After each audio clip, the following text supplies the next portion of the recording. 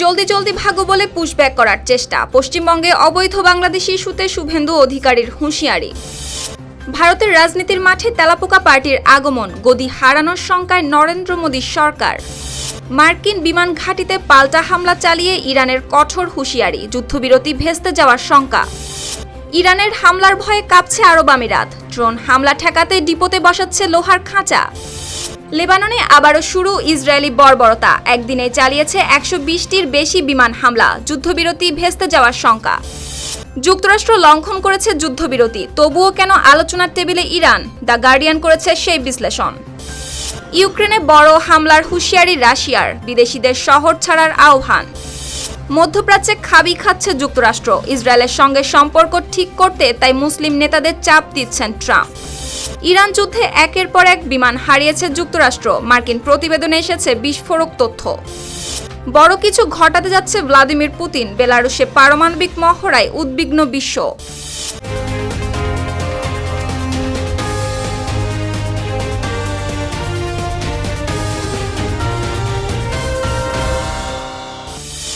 দর্শক, আমন্ত্রণ জানাচ্ছি আরটিভি সপ্তাহের বিশেষ সঙ্গে আছি আমি সুপ্তি রায়।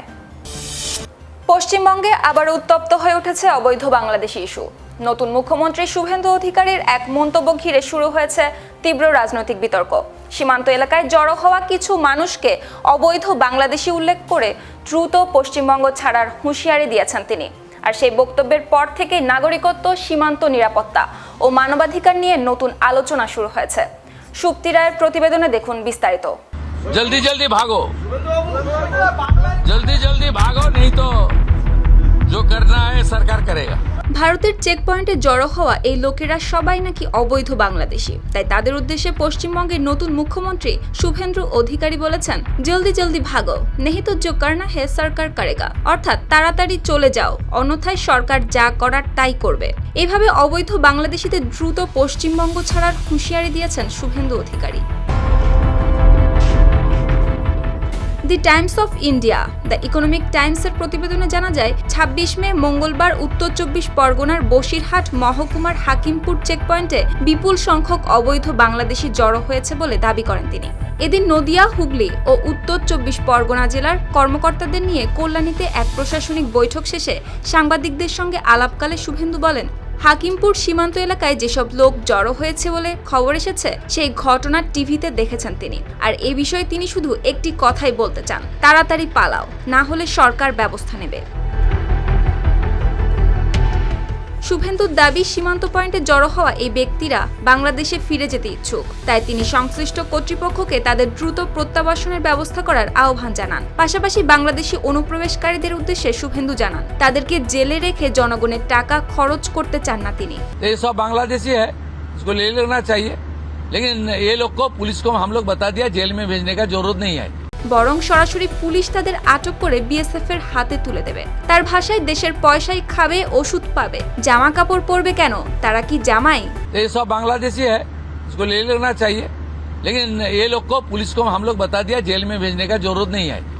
देश के रुपया में खाना खाएगा, कपड़ा देगा, मेडिसिन देगा, एक दामाद है ये लोग। जल्दी जल्दी भागो, जल्दी जल्दी भागो, नहीं तो जो करना है सरकार करेगा। দীর্ঘদিন ধরেই আইন ছিল, কিন্তু ভোট ব্যাংকের রাজনীতির কারণে সেটি কার্যকর করা হয়নি বলে দাবি করেন শুভেন্দু। এবার সিএএ আইন কার্যকর করে রক্ষা করা হবে দেশ ও রাজ্যের স্বার্থ। এর আগে বিধানসভা নির্বাচনে জয় পাওয়ার পরই পশ্চিমবঙ্গে ডিটেক্ট, ডিলিট অ্যান্ড ডিপোর্ট এই নীতি নেওয়ার ঘোষণা দিয়েছিলেন তিনি। সেই সময় পুলিশ প্রশাসন ও সীমান্তরক্ষী বাহিনীকে অবৈধ বাংলাদেশি ও রোহিঙ্গাদের শনাক্ত করে ফেরত পাঠানোর নির্দেশও দেন শুভেন্দু। তবে তার এই বক্তব্য ও অবস্থান ঘিরে নতুন করে বিতর্ক শুরু হয়েছে পশ্চিমবঙ্গের রাজনীতিতে। সমালোচকদের দাবি, অবৈধ অনুপ্রবেশকারী শনাক্তের নামে কি তাহলে টার্গেট করা হচ্ছে সাধারণ বাংলাভাষী মুসলিমদের? মানবাধিকার কর্মীদের একাংশ বলছেন, আদালত বা পূর্ণাঙ্গ নাগরিকত্ব যাচাই ছাড়া কাউকে সরাসরি বাংলাদেশি তকমা দিয়ে ফেরত পাঠানোর হুমকি উদ্বেগ তৈরি করেছে সীমান্তবর্তী এলাকাগুলোতে।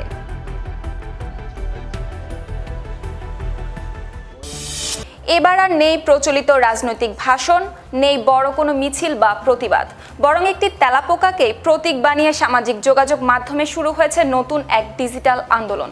নাম ককরোচ জনতা পার্টি।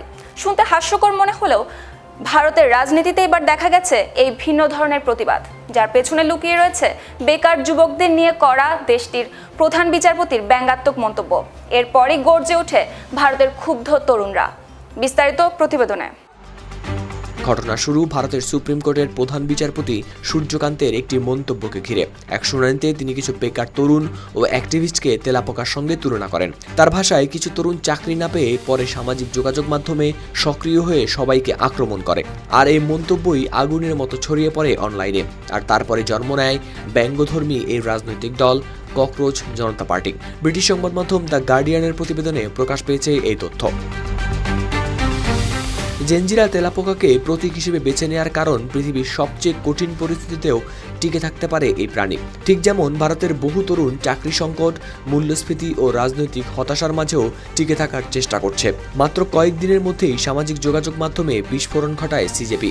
ইনস্টাগ্রামে তাদের অনুসারী সংখ্যা পৌঁছে যায় 1,80,00,000-এ, যা ভারতের ক্ষমতাসীন বিজেপির অফিসিয়াল ইনস্টাগ্রামের 88 লাখ অনুসারীর সংখ্যাকেও ছাড়িয়ে যায়। মিম, ব্যঙ্গাত্মক ভিডিও, ভুয়া নির্বাচনী স্লোগান, সব মিলিয়ে যেন শুরু হয়েছে নতুন এক ডিজিটাল বিদ্রোহ। এ নিয়ে সিজেপির প্রতিষ্ঠাতা অভিজিৎ দীপকে বলেন, এসবের কিছুই পরিকল্পিত ছিল না। যুক্তরাষ্ট্রের বোস্টন বিশ্ববিদ্যালয়ের শিক্ষার্থী অভিজিৎ একজন রাজনৈতিক যোগাযোগ কৌশলবিদ। তিনি আরও বলেন, এই আন্দোলনের উত্থান ভারতীয় তরুণদের মধ্যে বাড়তে থাকা হতাশার প্রতিফলন। তরুণেরা ভীষণ হতাশ, ক্ষোভ প্রকাশের কোনো জায়গা নেই তাদের। তারা সরকারের উপর খুবই রাগান্বিত। ভারতের তরুণদের বড় একটি অংশ এখন বেকারত্ব, নিয়োগ পরীক্ষার প্রশ্ন ফাঁস ও বাড়তে থাকা জীবনযাত্রার ব্যয়ে দিশেহারা। সেই সঙ্গে ধর্মীয় বিভাজন, বৈষম্য ও রাজনৈতিক মেরুকরণও। সিজেপি নিজেদের নিয়েও ব্যঙ্গ করতে ছাড়ছে না। দলের সদস্য হওয়ার শর্তের মধ্যে রয়েছে হতে হবে বেকার, অলস, সারাক্ষণ থাকতে হবে অনলাইনে ও পেশাদারদের মতো রাগ ঝাড়তেও জানতে হবে। তবে এই হাস্যরসের আড়ালে দলটি ভারতের রাজনীতির বেশ কিছু স্পর্শকাতর বিষয়ও তুলে ধরেছে, যেমন ভোট কারচুপির অভিযোগ, কর্পোরেট মিডিয়ার ভূমিকা ও অবসরপ্রাপ্ত বিচারকদের সরকারি পদে নিয়োগ। সমালোচকেরা অবশ্য বলেছেন, এটি কেবল বিরোধীপন্থী ডিজিটাল প্রচারণা, বাস্তবে এর কোনো রাজনৈতিক শক্তি নেই। কিন্তু অভিজিতের বিশ্বাস, বিষয়টি শুধুই অনলাইনে আটকে থাকবে না। ইতিমধ্যেই ভারতের কিছু শহরে তরুণদের তেলাপোকার পোশাক পরে বিক্ষোভে অংশ নিতে দেখা গেছে। হাওলাদার শামীম, RTV। মধ্যপ্রাচ্যের নিরাপত্তা পরিস্থিতি দ্রুত বদলে যাচ্ছে। সামনে যুদ্ধবিরতির আলোচনা চললেও মাঠের বাস্তবতায় থামছে না সামরিক উত্তেজনা। ভোরের কয়েক ঘন্টার ব্যবধানে পাল্টাপাল্টি হামলার ঘটনা নতুন করে মুখোমুখি অবস্থানে দাঁড়িয়েছে ইরান ও যুক্তরাষ্ট্র। একদিকে ইরানে মার্কিন হামলার অভিযোগ, অন্যদিকে সরাসরি একটি মার্কিন বিমান ঘাঁটিতে হামলার দাবি করছে তেহরান।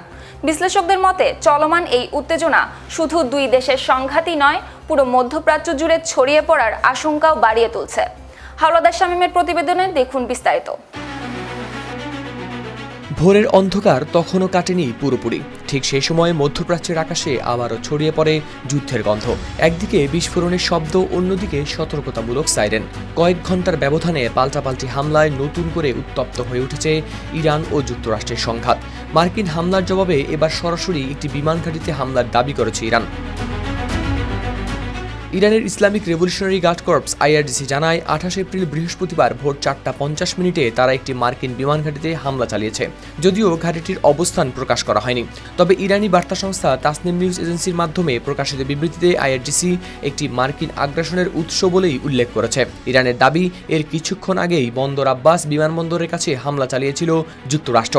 সেই হামলার জবাব হিসেবেই চালানো হয়েছে এই পাল্টা হামলা। সংবাদ মাধ্যম আল জাজিরা ও রয়টার্সের প্রতিবেদনে প্রকাশ পেয়েছে এই তথ্য। IRGC আরও হুঁশিয়ারি দিয়ে বলেছে, ভবিষ্যতে এ ধরনের হামলা আবার হলে এর জবাব হবে কঠোর ও সিদ্ধান্তমূলক। তাদের ভাষায়, এর সব দায় বহন করতে হবে আগ্রাসনকারী পক্ষকেই। এর পরপরই কুয়েতের জাতীয় সংবাদ সংস্থা জানায়, দেশটিতে সতর্কতামূলক সাইরেন শোনা গেছে। কুয়েতের সামরিক বাহিনী জানায়, তাদের আকাশ প্রতিরক্ষা ব্যবস্থা শত্রুপক্ষের ক্ষেপণাস্ত্র ও ড্রোন হামলা মোকাবেলা করছে।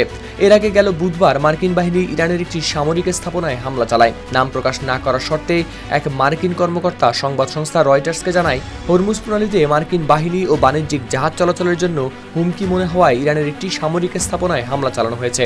একই সঙ্গে কয়েকটি ইরানি ড্রোনও ভূপাতিত করার দাবি করেছে তারা। সবকিছু মিলিয়ে আবারও উত্তপ্ত হয়ে উঠেছে মধ্যপ্রাচ্য। একদিকে শান্তি চুক্তির আলোচনা, অন্যদিকে পাল্টা হামলার হুমকি। আর এই পরিস্থিতিতে মধ্যপ্রাচ্যে নতুন করে বাড়ছে সংঘাত ছড়িয়ে পড়ার আশঙ্কা। ইরানে গোপনে হামলা চালিয়ে এবার সংযুক্ত আরব আমিরাত নিজেই রয়েছে ভয়ে। সম্ভাব্য ড্রোন হামলার আশঙ্কায় নিজেদের তেল ডিপো ও জ্বালানি অবকাঠামো নিরাপত্তা জোরদার করছে দেশটি। আর সেই প্রস্তুতির অংশ হিসেবেই তেল স্থাপনাগুলোর চারপাশে তৈরি করা হচ্ছে বিশাল লোহার খাঁচা বা সুরক্ষা কাঠামো। বিশ্লেষকদের মতে আধুনিক যুদ্ধে ছোট ড্রোনের ঝুঁকি এতটাই বেড়েছে যে এখন শুধু ক্ষেপণাস্ত্র প্রতিরক্ষা নয়, স্থাপনাগুলোকেও সুরক্ষিত করা জরুরি। আর তাই সেই দিকেই ঝুঁকছে দেশগুলো। অর্পিতা জাহানের প্রতিবেদনে দেখুন বিস্তারিত। লুকিয়ে লুকিয়ে ইট মারলে সামনে থেকেই পাটকেল যে খেতেই হয় সেটা খুব ভালো করেই জানে আরব আমিরাত। আর তাই তো এবার ইরানের সম্ভাব্য ড্রোন হামলার আতঙ্কে নিজেদের সবচেয়ে গুরুত্বপূর্ণ তেল ডিপোগুলোর চারপাশে বসানো হচ্ছে বিশাল লোহার খাঁচা। সোশ্যাল মিডিয়ায় ভাইরাল হওয়া কিছু ছবিতে দেখা গেছে সংযুক্ত আরব আমিরাতের বিভিন্ন তেল ডিপো ও জ্বালানি স্থাপনার ওপরে জালের মতো বসানো হচ্ছে বিশাল লোহার কাঠামো। উদ্দেশ্য একটাই, হামলা চালাতে আসা ড্রোন যেন সরাসরি আঘাত হানতে না পারে। অনেকটা যুদ্ধক্ষেত্রে ট্যাঙ্কের ওপরে বসানো ধাতব খাঁচার মতোই এই ব্যবস্থা। এবার সেই কৌশল নামানো হয়েছে তেল স্থাপনাগুলো রক্ষায়। মধ্যপ্রাচ্যে ইরান, ইসরায়েল ও যুক্তরাষ্ট্রকে ঘিরে যে উত্তেজনা চলছে তাতে গোটা অঞ্চল এখন বারুদের স্তূপে পরিণত হয়েছে। যুদ্ধের শুরু থেকেই আমিরাত ইরানের বিরুদ্ধে অবস্থান নেয়। একই সঙ্গে দেশটিতে ইসরায়েলি সেনাদের উপস্থিতি ও আয়রন ডোম প্রতিরক্ষা ব্যবস্থা মোতায়েনের খবর সামনে আসতেই ক্ষুব্ধ প্রতিক্রিয়া দেখায় তেহরান। এরপর থেকেই বাড়তে থাকে ড্রোন হামলার সংখ্যা। বিশ্লেষকদের মতে সরাসরি বড় হামলার চেয়ে ছোট ছোট আত্মঘাতী ড্রোন এখন বেশি ভয় তৈরি করছে, কারণ কম খরচের এসব ড্রোন দিয়েই বড় ধরনের ক্ষতি করা সম্ভব। আর তেলের স্থাপনাগুলো এমন হামলার সবচেয়ে সহজ লক্ষ্যবস্তু।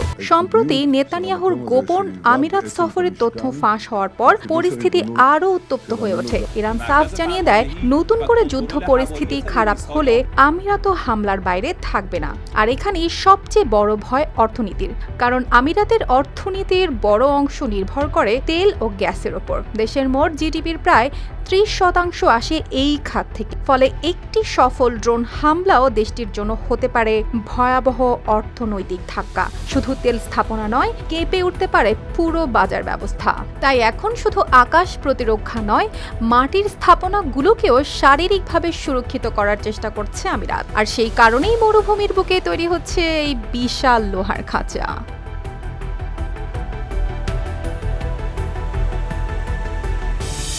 লেবাননে আবারও শুরু হয়েছে ইসরায়েলি বর্বরতা। একদিকে যুদ্ধবিরতির আলোচনা, অন্যদিকে আবারও বাড়ছে বিমান হামলার তীব্রতা। একদিনেই 120টির বেশি বিমান হামলায় কেঁপে উঠেছে লেবানন। আর এতে নতুন করে মধ্যপ্রাচ্যে বড় সংঘাতের আশঙ্কা তৈরি হয়েছে। পরিস্থিতি এখন এমন এক পর্যায়ে পৌঁছেছে যেখানে কূটনৈতিক প্রচেষ্টা আর যুদ্ধের বাস্তবতা যেন পাশাপাশি চলছে। এছাড়াও প্রশ্ন উঠছে, লেবাননের বিরুদ্ধে যুদ্ধবিরতির ঘোষণা দিলেও আসলে সেটা কতটা কার্যকর? একদিকে চলছে যুক্তরাষ্ট্র ও বর্বর ইসরায়েলের কথিত যুদ্ধবিরতি, অন্যদিকে আকাশ জুড়ে আবারও যুদ্ধ বিমানের গর্জন। একদিনেই 120টির বেশি বিমান হামলায় কেঁপে উঠেছে লেবানন। আর এতেই নতুন করে মধ্যপ্রাচ্যে তৈরি হয়েছে বড় সংঘাতের আশঙ্কা। গেল মঙ্গলবার লেবাননের দক্ষিণ ও পূর্বাঞ্চলে এই বিমান হামলা চালিয়েছে বর্বর নেতানিয়াহু বাহিনী। লেবাননের নিরাপত্তা সূত্র জানায়, কয়েক সপ্তাহের মধ্যে এটি ছিল সবচেয়ে ভয়াবহ হামলার ঘটনা, যার কারণে গেল 16 এপ্রিল ঘোষণা করা সাময়িক যুদ্ধবিরতি এখন পড়েছে হুমকির মুখে। দক্ষিণ লেবাননের বুর্জ আল শামালি শহরে হামলায় এক নারী শিশু সহ নিহত হয়েছে অন্তত 10 জন। এছাড়া লেবাননের 900 বছরের পুরনো ঐতিহাসিক বিউফোর্ট ক্যাসেল এবং লেবাননের বৃহত্তম কারাউন বাঁধের কাছাকাছি এলাকায়ও বিমান হামলা চালিয়েছে ইসরায়েলি বাহিনী। বার্তা সংস্থা রয়টার্সের প্রতিবেদনে প্রকাশ পেয়েছে এই তথ্য। ইসরায়েলের উগ্র ইহুদিবাদী প্রধানমন্ত্রী বেনিয়ামিন নেতানিয়াহু জানান, ইসরায়েলি বাহিনী বিশাল শক্তি নিয়ে অভিযান চালাচ্ছে এবং বিভিন্ন এলাকা দখলে নিচ্ছে। তিনি দাবি করেন, উত্তর ইসরায়েলের নিরাপত্তা নিশ্চিত করতেই লেবাননের ভেতরে একটি নিরাপত্তা বলয় তৈরি করা হয়েছে। লেবাননের দুটি নিরাপত্তা সূত্র জানিয়েছে, ইসরায়েলি সেনারা কথিত ইউরো লাইন পেরিয়ে আরও গভীরে অভিযান বিস্তৃত করেছে। এদিকে সশস্ত্র গোষ্ঠী হিজবুল্লাহ জানায়, তারা ড্রোন, রকেট ও কামান দিয়ে দক্ষিণ লেবাননের জাওতার আল শর্কিয়া এলাকায় অগ্রসর হওয়া ইসরায়েলি ট্যাঙ্ক ও সেনাদের উপর হামলা চালিয়েছে। লেবাননের স্বাস্থ্য মন্ত্রণালয়ের তথ্য অনুযায়ী গেল 2 মার্চ শুরু হওয়া সংঘাতে এখন পর্যন্ত 3213 জন নিহত এবং প্রায় 10,000 মানুষ আহত হয়েছেন। বিশ্ব স্বাস্থ্য সংস্থা জানিয়েছে, শুধু 16 এপ্রিলের সাময়িক যুদ্ধবিরতির পর থেকেই নিহত হয়েছেন অন্তত 608 জন। ইসরায়েলি সেনাবাহিনীও জানায় যুদ্ধবিরতির পর থেকে তাদের অন্তত 10 জন সেনা নিহত হয়েছেন। এর মধ্যে 6 জন মারা গেছেন হিজবুল্লাহ ড্রোন হামলায়। সব মিলিয়ে সাময়িক যুদ্ধবিরতি কার্যত ভেঙে পড়ার মুখে। আর লেবানন ইসরায়েল সীমান্তে বাড়তে থাকা এই সংঘাত মধ্যপ্রাচ্যকে আবারও ঠেলে দিতে পারে বড় যুদ্ধের দিকে।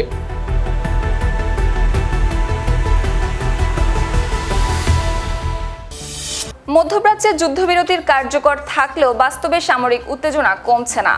কাতারের দোহায় যখন শান্তি চুক্তি নিয়ে আলোচনা চালিয়ে যাচ্ছে কূটনীতিকরা, ঠিক সেই সময়ই ইরানে নতুন করে হামলা চালিয়েছে যুক্তরাষ্ট্র।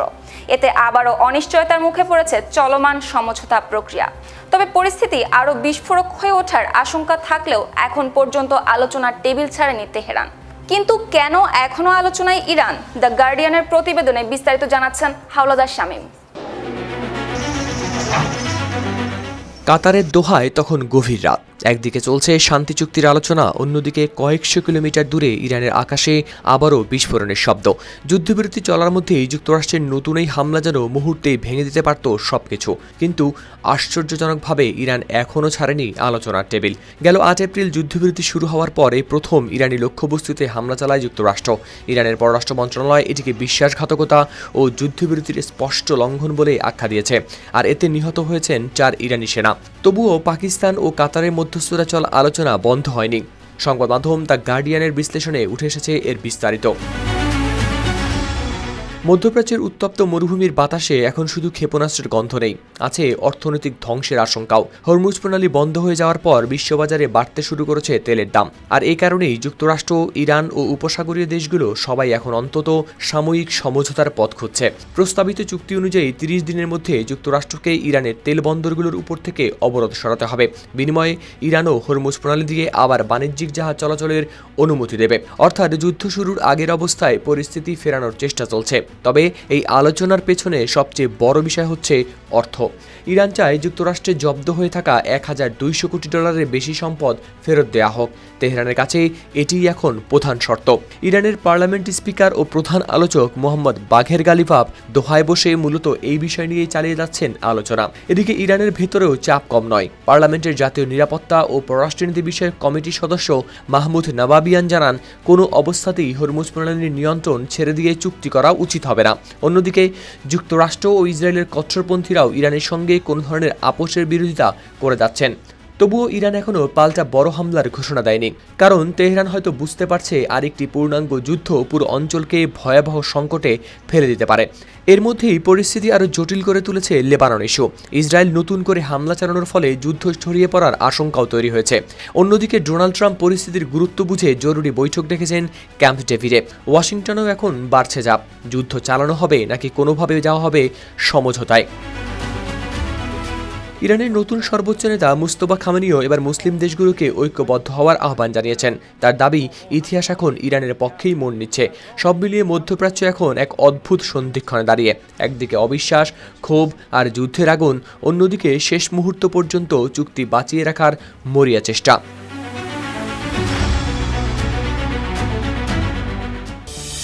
ইউক্রেন যুদ্ধের 4 বছর পেরিয়ে গেলেও থামছে না হামলা আর পাল্টা হামলা, বরং সময়ের সঙ্গে সংঘাত আরও জটিল ও ভয়াবহ হয়ে উঠছে।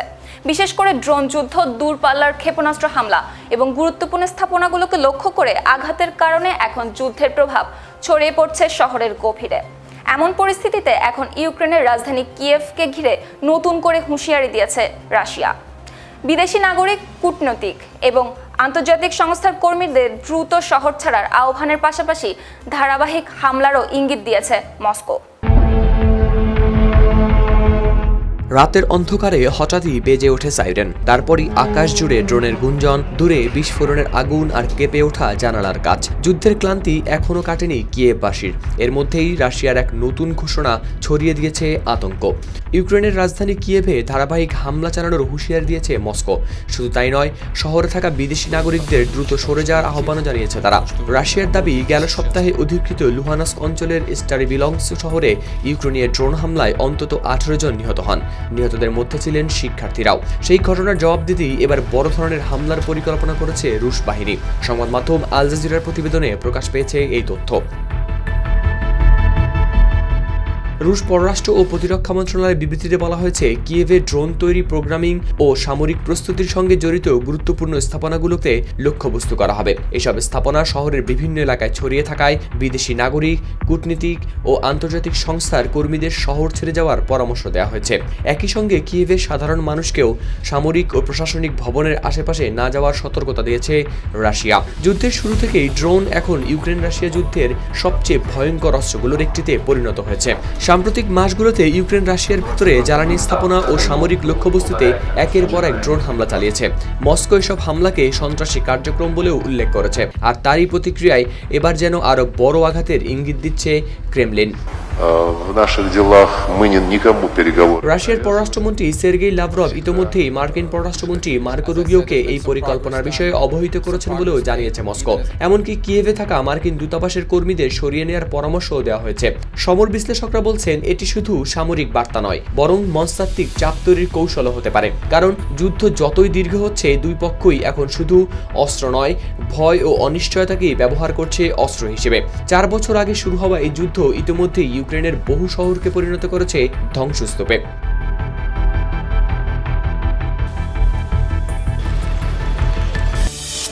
ইরান যুদ্ধ থামানোর আলোচনা চলার মধ্যে এবার নতুন কূটনৈতিক উদ্যোগে জোর দিয়েছেন ডোনাল্ড ট্রাম্প।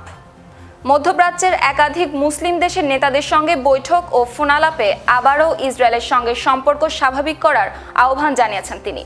একই সঙ্গে আরও কয়েকটি দেশকে আব্রাহাম অ্যাকর্ডে যুক্ত করার বিষয়টিও সামনে এনেছেন ট্রাম্প। আর এই উদ্যোগ ঘিরেই নতুন করে আলোচনা এসেছে আরব দেশের অবস্থান। বিস্তারিত অর্পিতা জাহানের প্রতিবেদনে। নিজের সহধর্মিনীর জন্য মানুষ এতটা ডেডিকেটেড থাকে না, অথচ ট্রাম্পকে দেখলে মনে হয় তিনি যেন নিজের সবকিছু উৎসর্গ করে দিয়েছেন নেতানিয়াহু ও ইসরায়েলের জন্য। যেন নেতানিয়াহুই এখন ট্রাম্পের সবচেয়ে বড় মিশন। আর সেই মিশন সফল করতে এবার আরব ও মুসলিম বিশ্বের নেতাদের ওপর নতুন চাপ তৈরি করছেন তিনি। লক্ষ্য একটাই, আরো বেশি মুসলিম দেশকে ইসরায়েলের সঙ্গে সম্পর্ক স্বাভাবিক করার পথে আনা। মধ্যপ্রাচ্যের বিভিন্ন দেশের ক্ষমতার কেন্দ্রগুলোতে চলছে টান টান উত্তেজনা। কোথাও যুদ্ধ পরিস্থিতি নিয়ে জরুরি বৈঠক, কোথাও আবার বড় স্ক্রিনে ভেসে উঠছে ইরান ইসরায়েল সংঘাতের আপডেট। ঠিক সেই সময় ফোনে যুক্ত হন ডোনাল্ড ট্রাম্প। সৌদি আরব, কাতার, সংযুক্ত আরব আমিরাত, পাকিস্তান, তুরস্ক, মিশর, জর্ডান ও বাহরাইনের নেতাদের সঙ্গে কথা বলেন তিনি। আলোচনার মূল বিষয় ছিল ইরান যুদ্ধ থামানোর সম্ভাব্য চুক্তি। কিন্তু কথার মাঝে ট্রাম্প এমন একটি অনুরোধ করেন যা শুনে নাকি কয়েক সেকেন্ডের জন্য পুরো ফোন লাইনে নেমে আসে নীরবতা। ট্রাম্প মুসলিম নেতাদের বলেন, যুদ্ধ শেষ হলে তারা যেন ইসরায়েলের সঙ্গে সম্পর্ক স্বাভাবিক করে। শুধু তাই নয়, যেসব দেশ এখনো আব্রাহাম অ্যাকর্ডে যোগ দেয়নি তাদেরও এই চুক্তিতে যুক্ত হওয়ার আহ্বান জানান তিনি। আব্রাহাম অ্যাকর্ড হলো যুক্তরাষ্ট্রের মধ্যস্থতায় করা সেই চুক্তি যার মাধ্যমে কয়েকটি মুসলিম দেশ ইসরায়েলকে আনুষ্ঠানিকভাবে স্বীকৃতি দিয়ে সম্পর্ক স্বাভাবিক করে। মার্কিন কর্মকর্তাদের ভাষ্য অনুযায়ী কয়েকজন নেতা এতটাই অবাক হয়েছিলেন যে ফোনের ওপাশে কিছু সময় কোনো শব্দই শোনা যাচ্ছিল না। পরে ট্রাম্প মজা করে জানতে চান সবাই এখনো লাইনে আছেন কিনা। আসলে ট্রাম্পের এই পরিকল্পনা নতুন নয়, বহুদিন ধরেই তিনি চাইছেন সৌদি আরব ও ইসরায়েলের মধ্যে একটি ঐতিহাসিক শান্তি চুক্তি হোক। তার বিশ্বাস সেটি সম্ভব হলে পুরো মধ্যপ্রাচ্যের রাজনীতি বদলে যাবে, কিন্তু বাস্তবতা এখনো জটিল। গাজা যুদ্ধের পর সৌদি আরব আগের চেয়ে অনেক বেশি সতর্ক অবস্থানে চলে গেছে। সৌদি কর্মকর্তারা এখনো বলছেন ফিলিস্তিন রাষ্ট্র গঠনের স্পষ্ট প্রতিশ্রুতি ছাড়া ইসরায়েলের সঙ্গে পূর্ণ সম্পর্ক সম্ভব নয়। অন্যদিকে ইসরায়েলের বর্তমান সরকার সেই শর্ত মানতে নারাজ। তবুও থামছে না ট্রাম্প, বরং তিনি এখন এমন ইঙ্গিতও দিচ্ছেন ভবিষ্যতে হয়তো ইরানকেও এই জোটে আনার চেষ্টা করা হবে, যদিও তার আগে তেহরানকে ইসরায়েলকে স্বীকৃতি দিতে হবে। ওয়াশিংটনেও বিষয়টি নিয়ে আলোচনা তুঙ্গে। রিপাবলিকান সিনেটর লিন্ডসে গ্রাহাম পর্যন্ত ট্রাম্পের এই উদ্যোগকে সমর্থন জানিয়েছেন। তার মতে, মুসলিম দেশগুলো যদি এই চুক্তিতে যোগ দেয় তাহলে সেটি মধ্যপ্রাচ্যের ইতিহাসে বড় এক টার্নিং পয়েন্ট হয়ে উঠতে পারে। মধ্যপ্রাচ্যের চলমান যুদ্ধে এবার সামনে এসেছে এমন এক দাবি যা নতুন করে যুক্তরাষ্ট্রের সামরিক শক্তি ও আকাশ যুদ্ধে তাদের দীর্ঘদিনের আধিপত্য নিয়ে প্রশ্ন তুলছে। অভিযোগ উঠেছে ইরানের সঙ্গে চলমান যুদ্ধে বোমারু বিমান, ড্রোন, নজরদারি বিমান, জ্বালানি সরবরাহ বিমান সহ অন্তত 42টি বিমান হারিয়েছে যুক্তরাষ্ট্র। সাম্প্রতিক এক প্রতিবেদনে পেন্টাগন নিজেও স্বীকার করেছে এই অভিযানে তাদের ব্যয় এর মধ্যেই প্রায় 2,900 কোটি বা $29 বিলিয়ন পৌঁছেছে। আর এই তথ্য প্রকাশ্যে আসার পর আন্তর্জাতিক অঙ্গনে শুরু হয়েছে নতুন আলোচনা। দেশটির রয়েছে বিশ্বের সবচেয়ে শক্তিশালী সামরিক বাহিনী, আকাশ যুদ্ধে যাদের আধিপত্য প্রায় প্রশ্নহীন। কিন্তু এবার সেই যুক্তরাষ্ট্রকে ঘিরেই সামনে এলো এক বিস্ফোরক দাবি। অভিযোগ উঠেছে ইরানের সঙ্গে চলমান যুদ্ধে বোমারু বিমান, ড্রোন, নজরদারি বিমান, জ্বালানি সরবরাহ বিমান সহ অন্তত 42টি বিমান হারিয়েছে যুক্তরাষ্ট্র। আর এই তথ্য উঠে এসেছে খোদ মার্কিন কংগ্রেশনাল রিসার্চ সার্ভিস বা সিআরএস এর সাম্প্রতিক এক প্রতিবেদনে। খবরটি প্রকাশ্যে আসতেই নতুন করে আলোচনায় মধ্যপ্রাচ্যের যুদ্ধ পরিস্থিতি। সংবাদ মাধ্যম গালফ নিউজের প্রতিবেদনেও প্রকাশ পেয়েছে এই তথ্য। প্রতিবেদনে বলা হয়, ধ্বংস বা ক্ষতিগ্রস্ত হওয়া বিমানগুলোর মধ্যে রয়েছে অত্যাধুনিক 4টি F-15 স্ট্রাইক ঈগল, একটি F-35 লাইটনিং টু যুদ্ধ বিমান, একটি A-10 থান্ডারবোল্ট গ্রাউন্ড অ্যাটাক বিমান, একটি E-3 সেন্ট্রি আগাম সতর্কবার্তা ও নিয়ন্ত্রণ ব্যবস্থা সংবলিত বিমান, 2টি MC-130J commando two special operation বিমান, 7টি KC-135 স্ট্রেটো ট্যাঙ্কার জ্বালানি সরবরাহকারী বিমান, একটি HS-60W জলি গ্রিন হেলিকপ্টার, 24টি MQ-9 রিপার এবং সেই সাথে একটি MQ-4C ট্রাইটন ড্রোন। বিশেষ করে F-35 নিয়ে হচ্ছে সবচেয়ে বেশি আলোচনা, কারণ এই যুদ্ধ বিমানকে ধরা হয় যুক্তরাষ্ট্রের সবচেয়ে আধুনিক ও ভয়ঙ্কর স্টেলথ ফাইটার হিসেবে। অনেকেই বিশ্বাস করতেন রাডারে ধরা না পড়া এই বিমান প্রায় অজেয়। অথচ ইরানের পররাষ্ট্রমন্ত্রী আব্বাস আরাকচি দাবি করেছেন তাদের বাহিনী প্রথমবারের মতো ভূপাতিত করেছে একটি F-35 যুদ্ধ বিমান। এই দাবি ঘিরেই ইতিমধ্যেই শুরু হয়েছে আন্তর্জাতিক বিতর্ক। এর আগে গেল 28 ফেব্রুয়ারি যুক্তরাষ্ট্র ও ইসরায়েল যৌথভাবে ইরানের সামরিক অভিযান শুরু করে। অভিযানের নাম দেওয়া হয় অপারেশন এপিক ফিউরি। প্রথম দিকে ধারণা করা হয়েছিল খুব দ্রুতই চাপে ফেলা যাবে ইরানকে, কিন্তু বাস্তবতা মোড় নিয়েছে পুরো উল্টো দিকে। মার্কিন সামরিক বাহিনী একের পর এক হামলা চালালেও ইরানও গড়ে তোলে পাল্টা প্রতিরোধ। বিশেষ করে ড্রোন, ক্ষেপণাস্ত্র ও আকাশ প্রতিরক্ষা ব্যবস্থায় তারা যে সক্ষমতা দেখিয়েছে তা ভাবতে বাধ্য করেছে অনেক বিশ্লেষককেই। পেন্টাগন নিজেও এখন স্বীকার করছে যুদ্ধের খরচ বেড়ে গেছে ভয়াবহভাবে। সাম্প্রতিক এক প্রতিবেদনে তারা জানায় এই অভিযানে তাদের ব্যয় এরই মধ্যে প্রায় 2,900 কোটি বা $29 বিলিয়ন পৌঁছেছে। 12 মে এক শুনানিতে পেন্টাগনের অর্থ বিষয়ক প্রধান জুলস হার্স্টে বলেন, খরচ বেড়ে যাওয়ার বড় কারণ যুদ্ধক্ষেত্রে সেসব অস্ত্রশস্ত্র বা যন্ত্রপাতি ভেঙেছে বা নষ্ট হয়েছে সেগুলো মেরামত করতে অথবা সেগুলোর বদলে নতুন সরঞ্জাম কিনতে হবে। এদিকে ইরানের পররাষ্ট্রমন্ত্রী আব্বাস আরাকচি হুঁশিয়ারি দিয়ে বলেছেন, আবার হামলা হলে ইরান আরো ভয়ঙ্কর চমক দেখাবে। তার ভাষায়, এই যুদ্ধ থেকে ইরান অনেক অভিজ্ঞতা অর্জন করেছে। আর এখানেই উঠেছে প্রশ্ন, যুক্তরাষ্ট্র কি সত্যি ইরানের সামরিক সক্ষমতাকে ছোট করে দেখেছিল, নাকি মধ্যপ্রাচ্যের এই যুদ্ধ এখন এমন এক বাস্তবতায় পৌঁছে গেছে যেখানে বিশ্বের সবচেয়ে শক্তিশালী সামরিক শক্তিকেও দিতে হচ্ছে কঠিন মূল্য। ইউক্রেন যুদ্ধের উত্তাপ যখন পুরো ইউরোপকে আরো অস্থির করে তুলছে, ঠিক তখনই রাশিয়া ও বেলারুশ মিলে চালিয়েছে বড় ধরনের পারমাণবিক মহড়া। আর এই মহড়াকে ঘিরেই নতুন করে বাড়ছে আন্তর্জাতিক উদ্বেগ। কারণ এই প্রথমবার রাশিয়ার প্রেসিডেন্ট ভ্লাদিমির পুতিন ও বেলারুশের প্রেসিডেন্ট আলেকজান্ডার লুকাশেঙ্কো সরাসরি এই মহড়া তদারকি করেছেন। বিশ্লেষকদের মতে এটি শুধু সামরিক শক্তি প্রদর্শন নয়, বরং ইউক্রেন যুদ্ধ ও ন্যাটোর সঙ্গে বাড়তে থাকা উত্তেজনার মধ্যেও বড় ধরনের কৌশলগত বার্তা দিচ্ছে মস্কো। হাওলাদার শামীমের প্রতিবেদনে দেখুন বিস্তারিত। ইউক্রেন যুদ্ধের উত্তাপ যখন পুরো ইউরোপকে করে তুলেছে অস্থির, ঠিক তখনই রাশিয়া ও বেলারুশ মিলে চালালো বিশাল পারমাণবিক মহড়া। আর সেই মহড়াকে ঘিরেই এখন বিশ্বজুড়ে নতুন আতঙ্ক। তাহলে কি আরো বড় কোনো যুদ্ধের প্রস্তুতি চলছে? কারণ এই প্রথমবার রাশিয়ার পারমাণবিক অস্ত্র ব্যবহারের মহড়া সরাসরি তদারকি করেন রাশিয়ার প্রেসিডেন্ট ভ্লাদিমির পুতিন ও বেলারুশের প্রেসিডেন্ট আলেকজান্ডার লুকাশেঙ্কো। 3 দিন ব্যাপী এই যৌথ মহড়া চলে রাশিয়ার পূর্ব ইউরোপ থেকে প্রশান্ত মহাসাগর পর্যন্ত বিস্তীর্ণ এলাকায়। এতে অংশ নেয় শত শত ক্ষেপণাস্ত্র উৎক্ষেপণ যান, যুদ্ধ বিমান, যুদ্ধজাহাজ ও পারমাণবিক সাবমেরিন। মহড়ার সবচেয়ে আলোচিত অংশ ছিল ইয়ার্স নামের একটি আন্তঃমহাদেশীয় হাইপারসনিক ক্ষেপণাস্ত্র উৎক্ষেপণ। সংবাদ মাধ্যম আল জাজিরার প্রতিবেদনে প্রকাশ পেয়েছে এই তথ্য।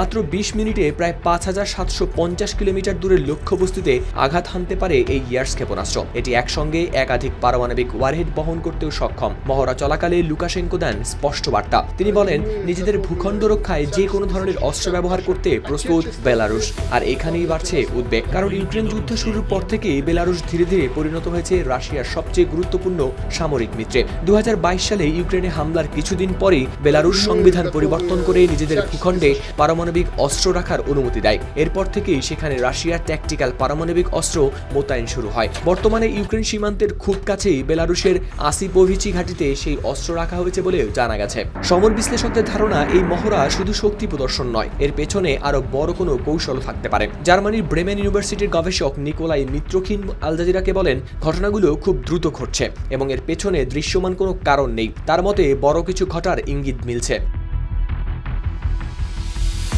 ইউক্রেনও এই মহড়াকে নিচ্ছে না হালকাভাবে।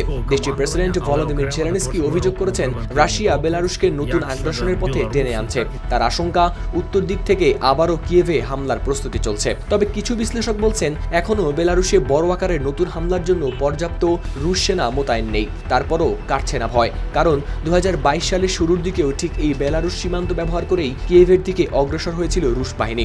যদিও সেই পরিকল্পনা ব্যর্থ হয়েছিল, কিন্তু এরপরও বেলারুশ থেকেই ইউক্রেনে ক্ষেপণাস্ত্র ও ড্রোন হামলা চালিয়ে গেছে রাশিয়া। এর মধ্যে আবার যুক্তরাষ্ট্র ও ন্যাটোর সঙ্গে রাশিয়ার সম্পর্ক আরও তলানিতে পৌঁছেছে। ফলে অনেকের প্রশ্ন, এই পারমাণবিক মহড়া কি শুধুই বার্তা, নাকি নতুন সংঘাতের আগাম সতর্কতা? দর্শক, সপ্তাহের বিষয় এই পর্যন্তই। শেষ করার আগে শিরোনামগুলো জানিয়ে দেব আরও একবার। জলদি জলদি ভাগো বলে পুশব্যাক করার চেষ্টা, পশ্চিমবঙ্গে অবৈধ বাংলাদেশি ইস্যুতে শুভেন্দু অধিকারীর হুঁশিয়ারি। ভারতের রাজনীতির মাঠে তেলাপোকা পার্টির আগমন, গদি হারানোর শঙ্কায় নরেন্দ্র মোদীর সরকার। মার্কিন বিমান ঘাঁটিতে পাল্টা হামলা চালিয়ে ইরানের কঠোর হুঁশিয়ারি, যুদ্ধবিরতি ভেস্তে যাওয়ার শঙ্কা। ইরানের হামলার ভয়ে কাঁপছে আরব আমিরাত, ড্রোন হামলা ঠেকাতে ডিপোতে বসাচ্ছে লোহার খাঁচা। লেবাননে আবারও শুরু ইসরায়েলি বর্বরতা, একদিনে চালিয়েছে 120টির বেশি বিমান হামলা, যুদ্ধবিরতি ভেস্তে যাওয়ার শঙ্কা। যুক্তরাষ্ট্র লঙ্ঘন করেছে যুদ্ধবিরতি, তবুও কেন আলোচনার টেবিলে ইরান? দ্য গার্ডিয়ান করেছে সেই বিশ্লেষণ। ইউক্রেনে বড় হামলার হুঁশিয়ারি রাশিয়ার, বিদেশিদের শহর ছাড়ার আহ্বান। মধ্যপ্রাচ্যে খাবি খাচ্ছে যুক্তরাষ্ট্র, ইসরায়েলের সঙ্গে সম্পর্ক ঠিক করতে তাই মুসলিম নেতাদের চাপ দিচ্ছেন ট্রাম্প। ইরান যুদ্ধে একের পর এক বিমান হারিয়েছে যুক্তরাষ্ট্র, মার্কিন প্রতিবেদনে এসেছে বিস্ফোরক তথ্য। বড় কিছু ঘটাতে যাচ্ছে ভ্লাদিমির পুতিন, বেলারুশে পারমাণবিক মহড়ায় উদ্বিগ্ন বিশ্ব। দর্শক, এই ছিল সপ্তাহের বিশ্বে। এতক্ষণ সঙ্গে থাকার জন্য ধন্যবাদ।